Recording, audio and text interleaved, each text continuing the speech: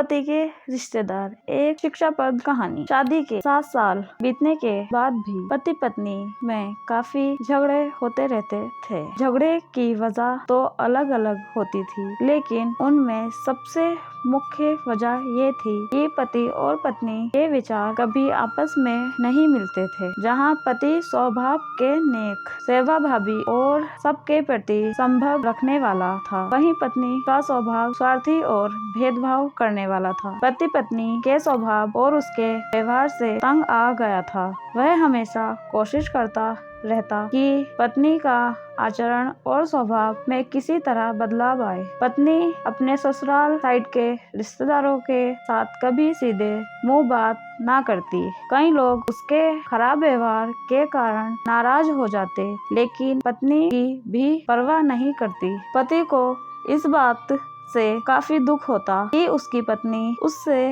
इतनी विपरीत क्यों है। परेशान हो चुके पति ने अब खुद ही परिस्थिति को सुधारने का मन बनाया और एक प्लान बनाया। अगले दिन पति ने पत्नी से कहा, सुनो अम्मो, मैं सोच रहा था कि मम्मी पापा, मम्मी बहन भाई और उनके बच्चों को घर पर इनवाइट कर लेता हूँ। काफी समय हो गया है उनसे मिले हुए। इसी बहाने उनसे मिल भी लेंगे और उनके साथ थोड़ा समय बिताने के लिए भी मिल जाएगा। तुम क्या कहती हो? पत्नी के चेहरे से साफ दिख रहा था कि इसे ये आइडिया पसंद नहीं आया, लेकिन उसने पति का मन रखने के लिए बेमन से हाँ कह दिया। पति खुश हो गया और पत्नी को अगले दिन अच्छा खाना बनाने के लिए बोलकर सभी को फोन करके बड़े प्यार से अपने घर आने के लिए न्योता देने लगा। जब पति फोन पर बिजी था तो पत्नी सोच रही थी, यह आदमी भी ना अपने फालतू के कामों से बाज नहीं आएगा। क्या जरूरत है सबको घर पर बुलाने की? सब मेरे घर आएंगे और राजाओं की तरह ऑर्डर करेंगे और मैं दासी की तरह उनकी सेवा करूंगी। नहीं नहीं, मैं ऐसा नहीं होने दूंगी। अच्छा खाना तो क्या, मैं इन्हें सादा खाना भी नसीब नहीं होने दूंगी। देखती हूँ कितनी देर टिकते हैं ये लोग मेरे घर। अगले दिन सुबह पति काफी खुश था। जब सिर्फ 2 ही घंटे बचे थे, तभी मेहमानों का आने के लिए पति ने अपनी पत्नी से पूछा, अच्छा बताओ तो सही, आज सबको खाने में क्या स्पेशल खिलाने वाली हो? पत्नी मुंह बनाते हुए बोली, स्पेशल खाना क्यों? तुम्हारे माँ बाप, भाई बहन कोई मेहमान थोड़ी हैं। उनके लिए कोई स्पेशल खाना नहीं बनाया है मैंने।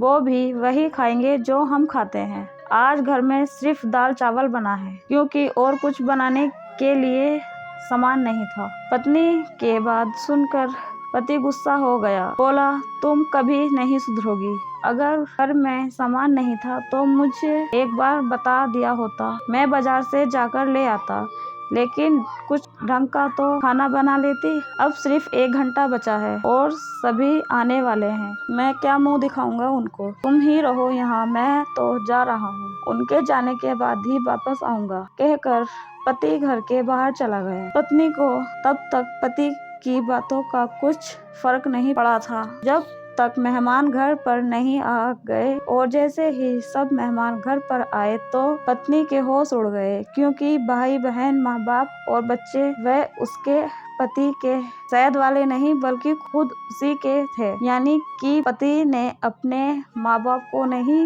अपने ससुराल वालों को खाने पर इनवाइट किया था। पत्नी अब काफी परेशान हो गई, क्योंकि अपने ससुराल वालों को परेशान करने के लिए ना सिर्फ उसने सादा खाना बनाया था, बल्कि खाने में ज्यादा नमक और मिर्च भी डाल कर रखा था। अपने मायके वालों को सामने देखकर पत्नी हाथ मलने लगी। थोड़ा सोचने के बाद पत्नी ने अपने पति को फोन मिलाया और कहा, तुमने मुझे पहले क्यों नहीं बताया कि मेरे मम्मी पापा और भाई बहन आने वाले हैं? तुम पहले बता देते तो मैं अच्छा खाना उनके लिए बनाती। पति ने कहा, मैंने वही बताया जो मैं मानता हूँ। मैंने कभी तुम्हारे परिवार वालों को पराया नहीं समझा और तुमने कभी मेरे परिवार वालों को अपना नहीं माना। और मैं जानता हूँ कि तुमने ये सोचकर कि मेरे मम्मी पापा और भाई बहन आने वाले हैं, जानबूझकर घटिया खाना बनाया। अब तुमने जो किया है उसे खुद ही